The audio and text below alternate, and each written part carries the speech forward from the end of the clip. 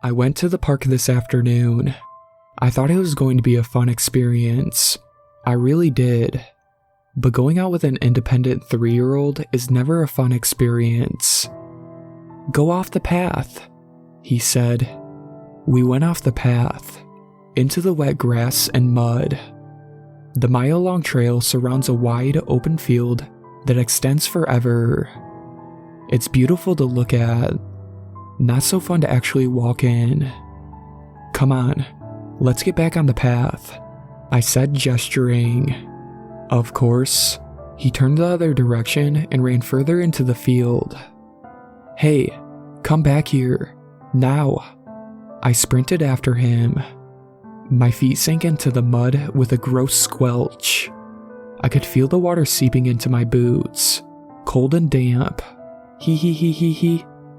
I finally caught up to him, panting. I grabbed him by the shoulder. We have to get back on the path, okay? No. I sighed and looked around. We were further out than I thought. Green grass extended in every direction, gently sloping into the hills and curves. A few trees spotted the landscape. The sky above was gray. Rain drizzled down, blurring the trail that looped around us. Well, shit. This was going to be a long, muddy, messy walk. Come on, I said, pulling him by the arm. We walked for a few minutes. Then he abruptly stopped, bent over, and started taking off his left shoe. No. You have to keep those on. I bent down, grabbed the shoe, shook it out for rocks, and jammed it back on his foot. Sighing, I stood up. Huh? The trail looked farther away. No. It must be my imagination. I took his hand and we trudged forward. He made it difficult. He kept turning around, looking back over his shoulder at something. I kept my focus, as we mothers are so good at doing. When everything is going to shit, we just stare straight ahead, plowing forward. I kept my eyes locked on the blurry red dot of our car that looked so far away. What's that? He finally asked me. We're going to the car, I replied, sternly, as if I could magically transport us there with my words. Is that a person? He twisted his whole body around, looking at something behind us. I kept my hand locked fast in his, trudging forward. My ears were freezing. My feet were wet. I could not lose focus. We're going to the car, I repeated through gritted teeth. Is that a person in the tree? Come on, we're going to the car. What's he doing? We're going to the... His little hand fell away from mine. A soft thud on the grass. Oh, buddy, I'm sorry.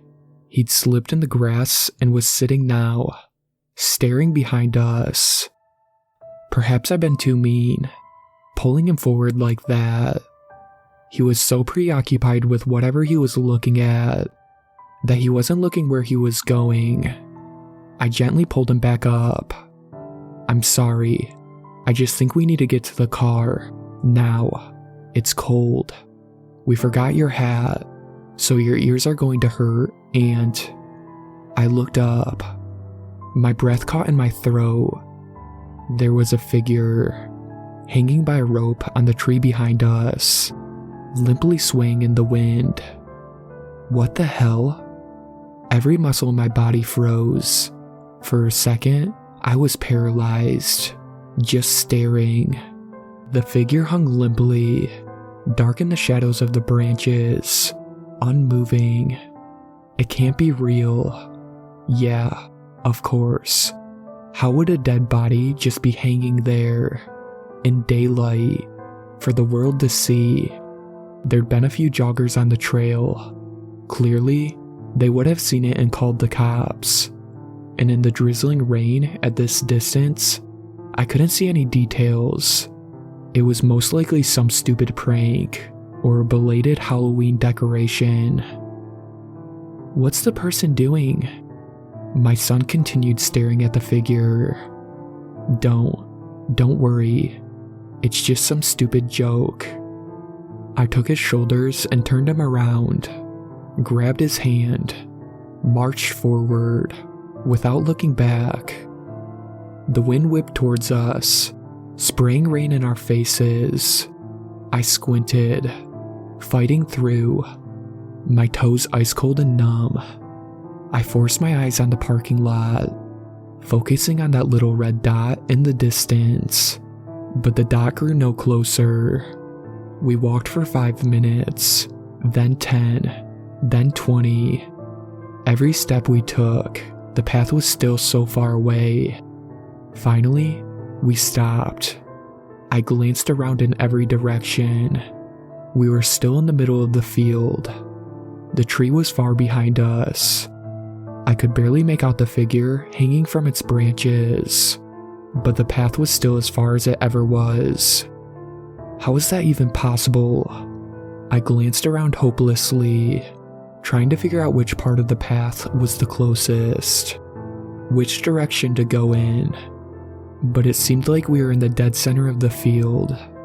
"I want to go home," my son said, wrapping his arms around me. Fear pained in my chest. I knelt to his level and hugged him. "I know. I want to go home too. We just need to walk a little longer." We continued walking. When he got too tired, I carried him in my arms. We walked for a half hour, then an hour. The trail stayed out of reach. I finally collapsed into the wet grass, giving up all hope. Then I saw the jogger. He was in the distance, plodding along the path slowly, wearing a bright red windbreaker. I watched his path along the gravel trail. Then I screamed, "Help! Please, help us!" He was far, but definitely not far enough away to hear someone screaming at the top of their lungs. Yet, he didn't turn around, just kept jogging along the path that never seemed to get any closer. "Help!" I screamed. "We can't get out. Please, come help us."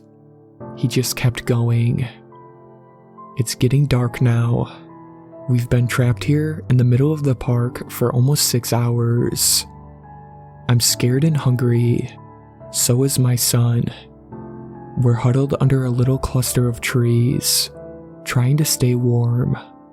I've tried calling every emergency line from my phone, but I only get static. I'm not even sure this post will go through, but I hope something happens soon, because I hear noises, horrible sounds. The wind coasts through the park, but in its wake, I hear whispers and snarls among the rustling of leaves, as if the park is coming alive. And that jogger, I'm not so sure he's just some random person, because he's still here, running the loop around us for hours, never slowing down, never stopping for a break. And he's much closer than he was hours ago. I think he's off the path. I can't see him in the darkness, but I can hear him. Hear his ragged breaths. Hear his footsteps on the wet grass, getting closer with every step. Shout out to my superfans, Sweet Black Swan and Tacy. I really appreciate you guys supporting my channel, and I look forward to creating more content for everyone.